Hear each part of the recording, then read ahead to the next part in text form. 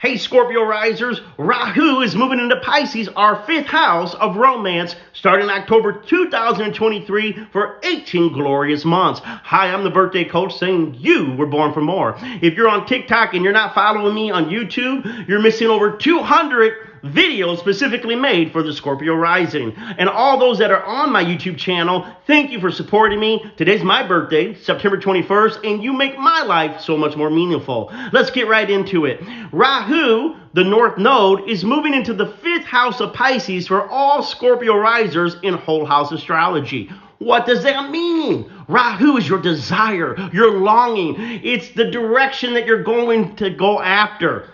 What does it mean when the longing, desire, and our direction moves into the fifth house? It means our heart wants love. We want romance. We want to be wined and dined. Yes, that's it, my friends. This is a phenomenal time to see your love life, your dating life take off. Now, I know some of you are saying, stop. I'm a Scorpio riser. I don't want to be in love, especially this last year and a half. This last year, many of us had our heart broken. Many of us got divorced or, somebody ghosted us. You name it. There was a lot of things in that last eclipse in November 2022 that took a year for many of you to just now start healing. And now you're telling me, wait, there's going to be a desire to fall in love. Oh, I'm going to desire this. Yes, a lot of you will. Now, don't get me wrong. You got to look at the whole chart, right? You got to look at what's going on in your life. But the North Node, Rahu, moving into the fifth house, says that your destiny in the next 18 months is playing around matters of the heart. The fifth house rules the heart. What's fun? What's exciting? This is good news for some of you Scorpio risers that have been bored with life. And you're like, I need some adventure. I need some excitement. Rahu's going to spur you to get out there and do it. No, it's in Pisces. Pisces is spiritual.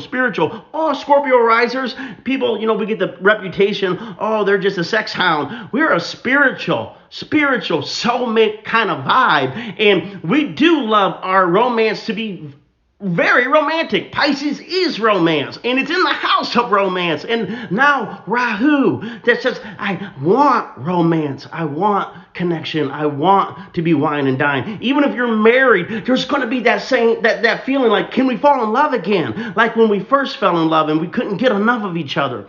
Now I had to give you a warning. Beep, beep, beep, beep. In Vedic astrology, and this is sidereal. This isn't tropical.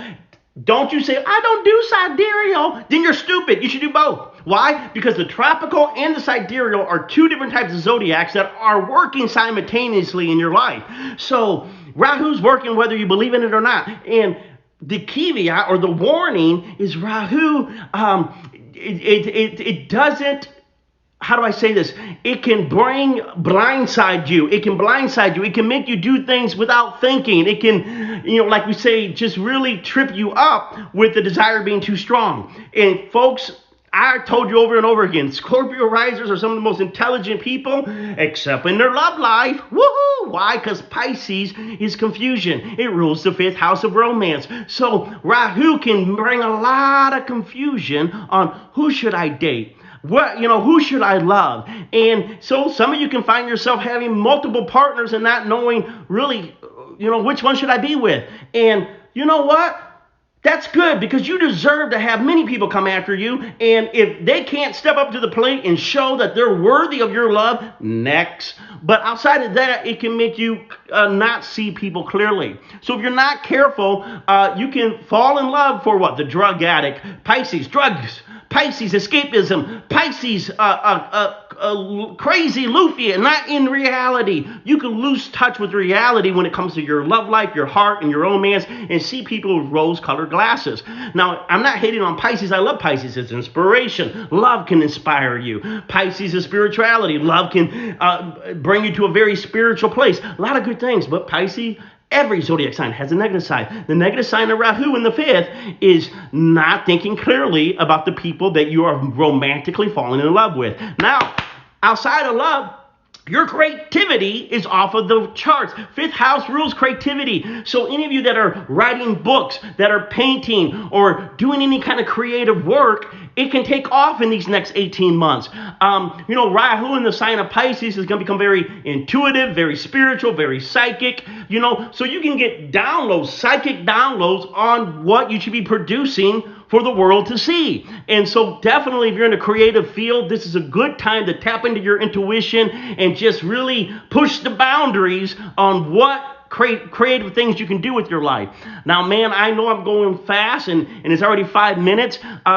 So I'll do something about Ketu. If Rahu's in the 5th house, that means Ketu is in the 11th house. And Ketu a lot of times brings spirituality, but it also dissolves things. 11th house is the house of friendships and networks. So a lot of you, time to let go of those friends that have been dragging you down. Time to let go of those networks or those organizations that are no longer evolving with you. Like I was part of the far-right Christian movement growing up. At some point, I had to let go, even though there's a lot of good things about Jesus, I had to let go of a lot of the baggage that the church and the doctrine of a particular faith was pushing out there to the world. Why? Because Ketu says, I need true spirituality, not just a denomination. I need true connection, mysticism. I don't need to just have someone pray to God for me. I want to feel God in me myself.